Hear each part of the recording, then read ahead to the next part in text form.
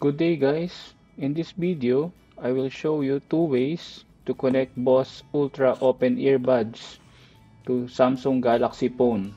Let's begin. The first way is to connect the earbuds directly via Bluetooth. To do so, tap the settings on the Samsung Galaxy phone, then tap connections. Toggle on Bluetooth to turn it on. Open the case of Bose Ultra Open Earbuds.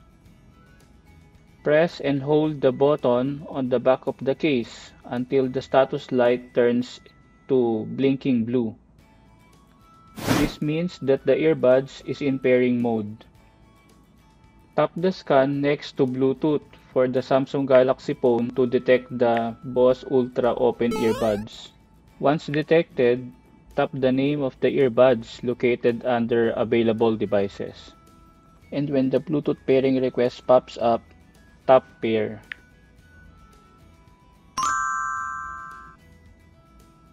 That's it. You can now call or listen to audio on your Samsung Galaxy phone using the Bose Ultra Open Earbuds.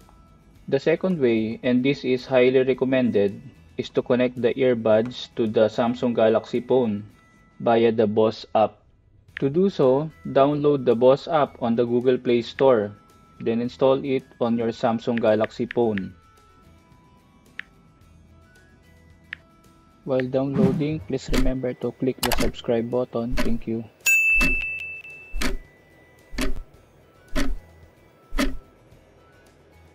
Open the Bose app once installed. In the Setup New Product page, tap Headphones, Earbuds, Portable Speakers, and Frames. Open the case of the Bose Ultra Open Earbuds and wait until the app detects it. Once detected, tap Connect. Press and hold the button on the back of the earbuds case until the status light turns to blinking blue. This means that the earbuds is in pairing mode. When the Bluetooth pairing request pops up, tap Pair. That's it. Pairing the Bose Ultra Open Earbuds via the Bose app enables you to enjoy its additional features. Thanks for watching guys.